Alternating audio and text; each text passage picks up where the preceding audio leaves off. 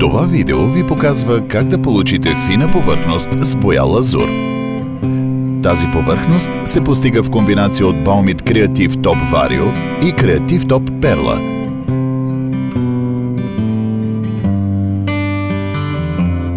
За целта ще са ви необходими неръждаема стоманена маламашка, зидарска мистрия и гъбена пердашка.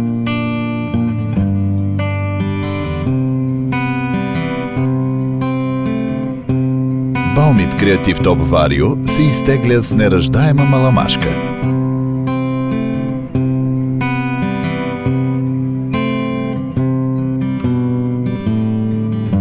След това прясно положената мазилка се изтегля в дебелина, равна на едрината на зърното.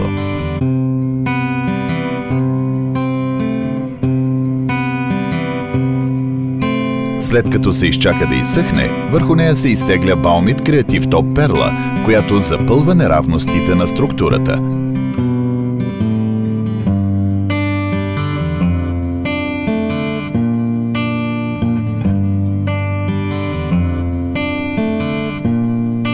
Накрая мазилката се заглажда и излишният материал се отстранява.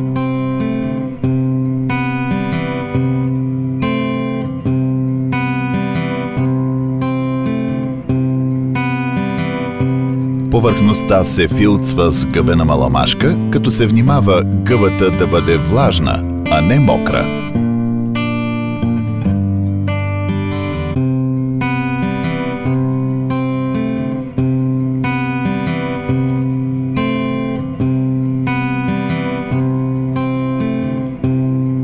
След като изсъхне, повърхността може да бъде отцветена по желание. В този случай сме избрали два лазурни тона, които се нанасят с четка.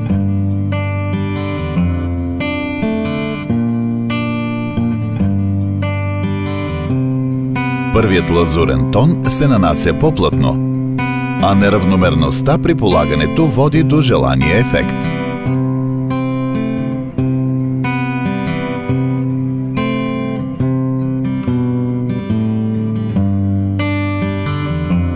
С помощта на суха четка се заглаждат щрихите от предишната четка.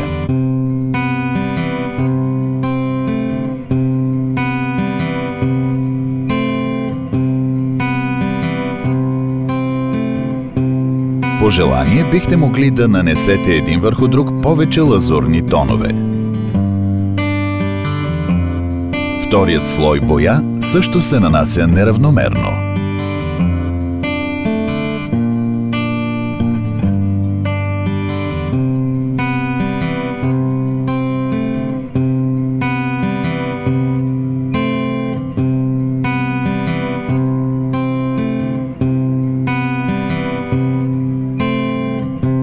Baumit Creative Top. Доставя се във всички цветове от каталога Life. Baumit Metallic Gold. Baumit Блясък с цветовете на дъгата. Оптика дърво с Baumit Лазур.